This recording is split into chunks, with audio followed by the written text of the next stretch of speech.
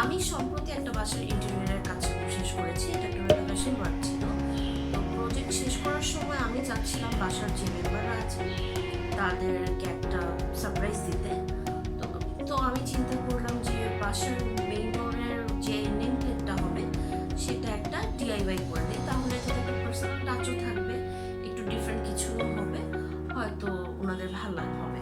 কারণ সাধারণত আমরা নেম প্লেট উডেন বা এই ধরনের মেটাল, এই ধরনের মেটেরিয়ালের উপরেই দেখি।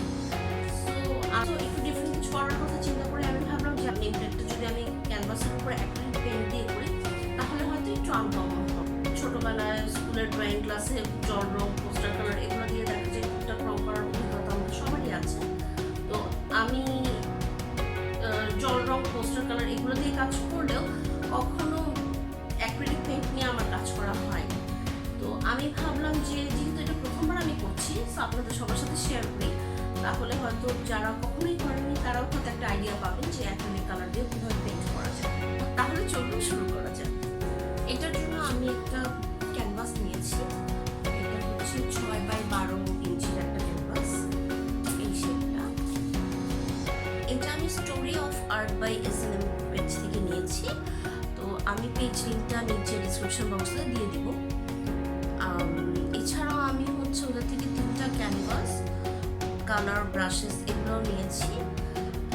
6 কালারের একটা অ্যাক্রিলিক সেট, 7টা ব্রাশের একটা সেট, আর এছাড়াও আমি একটা ফ্ল্যাট টিপ ব্রাশও নিয়েছি, মানে প্রিলিমিনারি শুরু করতে, মানে অ্যাক্রিলিক পেইন্টিংয়ের জন্য যা যা লাগে সেটাই। আর আমি দেখলাম যে ওদের ক্যানভাসের প্রাইসগুলো অন্যান্য পেজের থেকে বেশ রিজনেবল, অলমোস্ট সব থেকে কিনলে যেরকম সেরকম। এই পরিবারের 3জন সদস্যের ফেভারিট কালার হচ্ছে নীল। আমি চাচ্ছিলাম যে ব্লু কালার কম্বিনেশনের একটা কিছু করতে।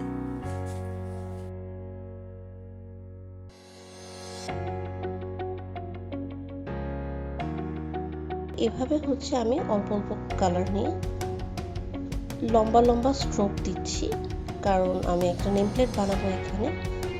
সো আমি বাম থেকে ডানে টেনে টেনে কালারটা করছি। আর আমি এখানে একটা মনোক্রোমিক বেস করব, ব্লুরই বিভিন্ন শেড দিয়ে হবে।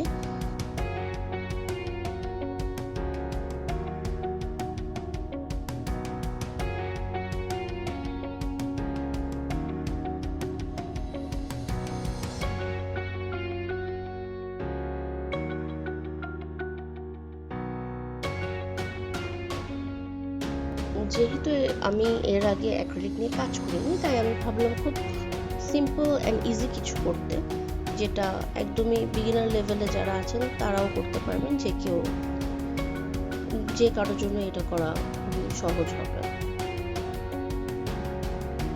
আমি এখানে মনোক্রোমিক ব্লু নিয়ে কাজ করব, একটাই কালার হবে, তাই আমি শুধু ব্লু আর হোয়াইট এই 2টা কালার ব্যবহার করছি। এটাকেই মিক্স অ্যান্ড ম্যাচ করে light to deep, deep to light এভাবে করে আমি করব।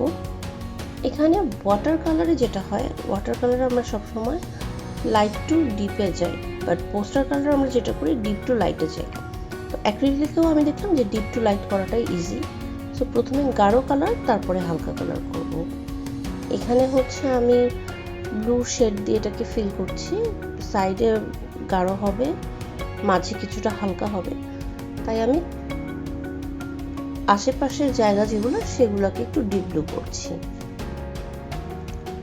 আর আমি ব্রাশের স্ট্রোকগুলো সবসময় লেফট টু রাইট, মানে হরাইজন্টালি দিচ্ছি, ভার্টিক্যাল কোনো স্ট্রোক এখানে দিচ্ছি না, কারণ এটাকে আমি একটা ব্যাকগ্রাউন্ড করতে যাচ্ছি। সো ব্যাকগ্রাউন্ডটা আমার হচ্ছে বাম থেকে ডানে স্ট্রেট লাইনের মতো লাইন স্ট্রোক হবে।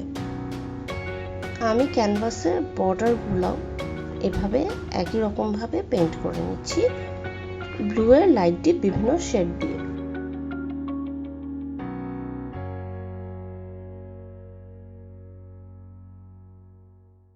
তো আমি এখানে প্রথমে লাইন ড্রয়িং করে নিয়েছি পেন্সিল দিয়ে, যাতে আমি মাঝখানে কোনো মেস আপ না করি।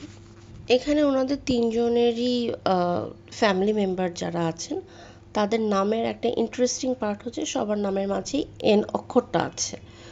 তো আমি সেটাকে কমন রেখে আমি একটু ক্যালিগ্রাফি স্টাইলে এনটাকে হাইলাইট করে তিনজনের নামকে কম্বাইন করে একটা নেমপ্লেট করার চেষ্টা করেছি। এটা আসলে ওনাদের জন্য একটা সারপ্রাইজ এলিমেন্ট, তো আশা করি এটা ওনাদের ভালো লাগবে।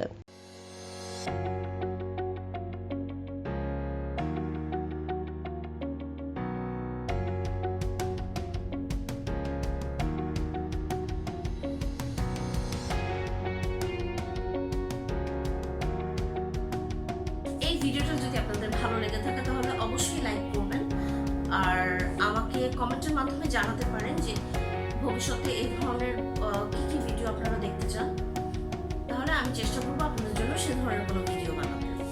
আর আমার চ্যানেলটি যদি আপনারা ইতিমধ্যে সাবস্ক্রাইব না করে থাকেন তাহলে অবশ্যই সাবস্ক্রাইব করবেন এবং পাশে থাকা বেল আইকনেও ক্লিক করবেন যাতে করে নেক্সট